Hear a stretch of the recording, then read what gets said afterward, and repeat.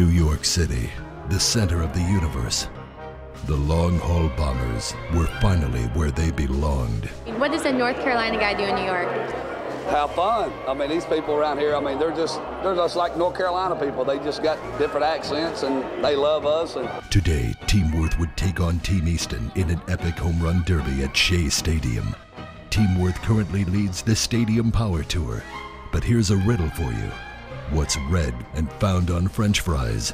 The answer is ketchup. And that's exactly what Team Easton had the chance to do today. Ketchup. Get it? I'll give you a few seconds to stop laughing at that hilarious joke and catch your breath. You'll need that breath for what you're about to see. Brett Helmer of Team Easton would bat first. This New York native was excited to hit at his home state. The Mets fans may have been skeptical of this softball home run derby, but with Helmer's first practice swing, he let everyone know they were in for a wild ride. A lot of people, good day. You had a lot of cheers going. Did you feel like the crowd was behind you? Yeah, I think so. Being a New York boy might help out, so it felt good. It always feels good to get in here. Good to be in your home state? Yes, absolutely. He even blasted one over this Pepsi sign, which was most likely a Shea Stadium first. This is my 8th season. Okay, your 8th season. And did I hear, have you ever seen a ball hit that far? No. Where was it? Over the Pepsi sign. Over the Pepsi sign. That's impressive. That Easton bat can rip.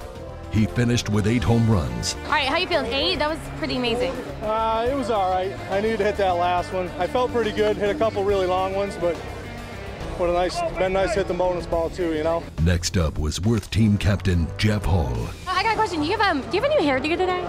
heavy what? A new hairdo. It's kind of curly in the back, a little like. No, I got the old surfer look. Right behind those left field seats, there is the construction site for Citi Field, which will replace Shea Stadium in 2009. But it looked like Jeff Hall was ready to hit it there right now, as he blasted home runs deeper and deeper, practically reaching the infant ballpark. I hit a couple that We're far, way out of here. And that's, I mean, I'm happy with that. That's what the fans like to see, that ball get out of here. He also finished with 8 home runs. I always come in these hitting events shooting for 7 or 8 to keep you in contention. Crowd here, I mean, look at it, it's beautiful. The fans, I mean, the ball teams here, each one of them, the Mets had all their guys up. These guys, Washington was up here watching us. It's, you know, they love it.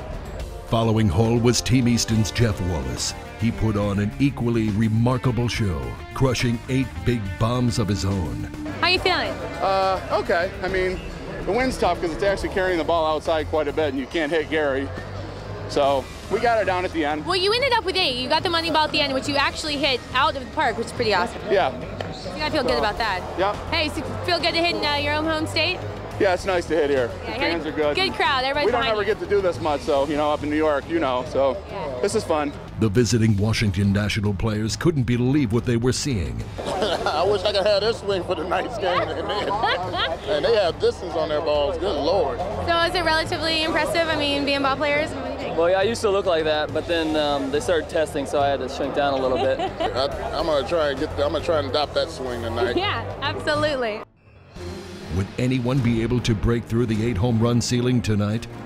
Team Worth's B.J. Falk just might be the guy. He was just 9 home runs shy of a back-to-back Team Worth victory. So here's another riddle. What do you get when the little hand's on 9 and the big hand's on 12? The answer is 9. Okay, so that one wasn't so hard. But let's say B.J. Falk was having trouble seeing the clock. Or maybe it was one of those weird modern clocks that are hard to read and primarily for decoration. And B.J. mistook that same little hand for the big hand and vice versa. Then you'd have 12:45, wouldn't you? Let's say you take away that 45, and then what does B.J. have?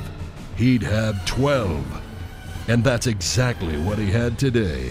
12 home runs. Oh my gosh. Okay, 11 with the money ball, 12. How you feeling? Oh, I'm feeling good.